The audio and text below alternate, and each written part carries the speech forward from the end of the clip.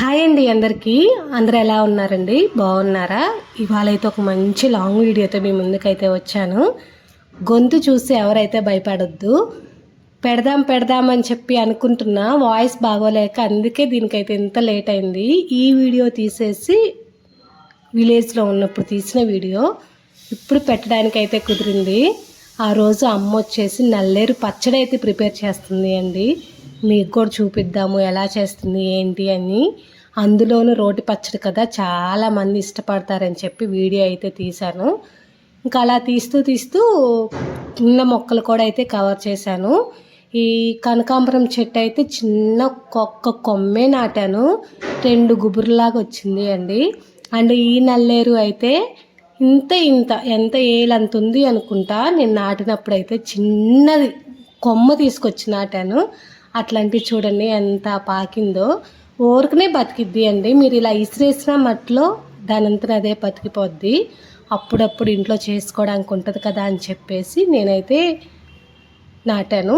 అది బాగా వచ్చింది. దాన్నే కట్ చేసి ఇవాళ నల్లేరు పచ్చడి ప్రిపేర్ చేస్తున్నాము. చూసేయండి, నల్లేరు వల్ల చాలా లాభాలు ఉన్నాయి. మోకాళ్ళలో గుజ్జు అరిగి మోకాళ్ళ నొప్పులు అనిపించిన, ఎముకలు కొంచెం నొప్పులుగా అనిపించిన, ఏదన్నా యాక్సిడెంట్ అయ్యి కాళ్ళు చేతులు ఇరిగిన వాటితో పాటు మెడిసిన్ వాడుతూ ఇలాంటి న్యాచురల్గా దొరికాయి కూడా వాడారు అంటే చాలా మంచిది హెల్త్కి. ఫస్ట్ అయితే మొత్తం అయితే ఉన్నంత వరకు కట్ చేసుకొని వచ్చాను. డైరెక్ట్గా అయితే మనం ఇలా పైనున్న పైనున్నది అయితే తీయకూడదు అండి. చేతులు చాలా జిలొస్తాయి. నేను అప్పటికే ఆయిల్ అయితే రాసుకున్నాను. కాకపోతే నా చెయ్యి చివరికి ఆ ఆయిల్ కొంచెం అటు ఇటు అయిపోయిందో ఇది ఏమో తెలియదులే, కానీ ఇదంతా ఒలిచేపటికి ఫింగర్స్ దగ్గర కొంచెం ఇచ్చింగ్ అయితే వచ్చింది. కొంచెం ఇది ఒక్కటి చూసుకొని కట్ చేసుకోవాలి. అమ్మ చేస్తా అన్నదే కానీ నేను మీకు వీడియో తీసి చూపించాలి అని చెప్పేసి నేనైతే కట్ చేశాను అండి. ఇది ఎక్కువ పొలాలలో అక్కడ ఇక్కడ దొరికిద్దిలే, కానీ పాత రోజుల్లో అమ్మమ్మలు ఉన్నప్పుడు బాగా చేసుకొని తినేవాళ్ళు. ఇప్పుడు అందరికీ ముద్దుగా అయిపోయింది, ఎవ్వరు చేసుకొని తినట్లేదు. అప్పుడప్పుడు చేసుకొని తింటే మంచిది అని చెప్పేసి నేనే అమ్మని అడిగాను చేయమని. చేస్తుంటే అదే వీడియో తీసి మీతో అయితే షేర్ చేస్తున్నాను. చూసారా, నీట్గా అయితే పై ఉన్నదంతా తీసేసి ఉప్పు నీళ్ళలో అయితే వేసి కడుగుతున్నాను అండి. ఉప్పు నీళ్ళలో వేసి కడగడం వల్ల ఏంటి అంటే దానికి ఉన్న జిల్లు ఉంటుంది కదా, ఇచ్చింది అదంతా పోతుందంట. అందుకని ఉప్పు నీళ్ళలో అయితే వేసి కడుగుతున్నాను. అంత కట్ చేసుకొని వచ్చిన అంత తీసేసి చూసేప్పటికి ఇంతే అయింది. కాకపోతే ఒక పూటకైతే సరిపోయింది అండి. నీట్గా ఉప్పు నీళ్ళలో కడిగేసి పక్కనైతే పెట్టేసుకున్నాను. ఇంకా తర్వాత కొంచెం తడి ఆరిపోయిన తర్వాత ఒక కళాయి తీసుకొని కొంచెం ఆయిల్ వేసుకొని ఫస్ట్ అయితే నల్లేరు ముక్కలు వాటికైతే వేపుకుంటున్నాను అండి. మరీ మాడబెట్టకుండా మరీ పచ్చిగా కాకుండా కొంచెం వేపుకుంటే చాలామంది చాలా రకాలుగా చేసుకుంటారు. కాకపోతే మా సైడ్ అయితే ఇలా చేసుకుంటాము అండి.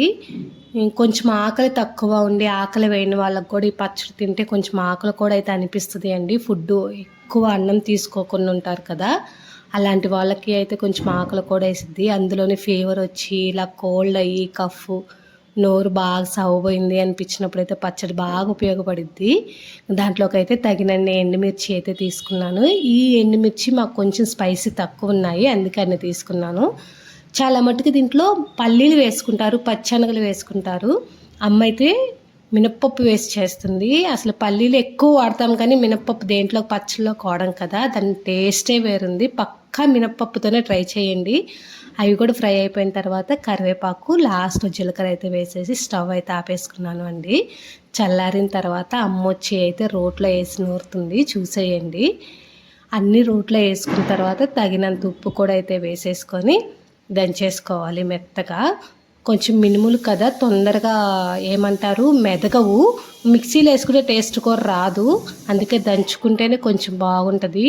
ఉప్పు అయితే వేసేసి అమ్మ మెత్తగా దంచుకున్న తర్వాత మనం ముందుగానే నానబెట్టుకున్న చింతపండు, నేను చెప్పలేదు కదా, దీనికి తగినంత కొంచెం చింతపండు కూడా అయితే వేసుకుంటాము.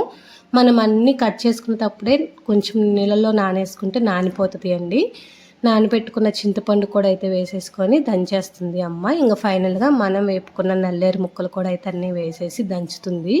మీకు మరీ పచ్చడి గట్టిగా ఉంది అనిపిస్తే చింతపండు నానేసారు కదా, ఆ వాటర్ అయితే వేసి కొంచెం నూరుకోండి, ఏమీ కాదు, కొంచెం లూజ్ వచ్చింది. ఫైనల్గా చిన్న ఉల్లిపాయలు కూడా అయితే వేసేసి దంచుతుంది. ఇంక ఈ పచ్చడిని ఎటువంటి పోపు వేసుకోవాల్సిన అవసరం కూడా లేదండి. మరీ పోపు వేసుకున్నామంటే ఇంకా ఆయిల్ ఎక్కువైపోతుంది. ఇలా కొంచెం నెయ్యి వేసుకొని తిన్నాము అంటే వేడి వేడి అన్నంలో చాలు. చూసారా ఫైనల్గా పచ్చడి ఎలా ప్రిపేర్ అయిపోయిందో. ఎంత అయింది, ఒక చిన్న యాపిల్ అంతా అయింది అంతే. కాకపోతే ఒక పూటకైతే నలుగురికైతే వస్తుంది అండి.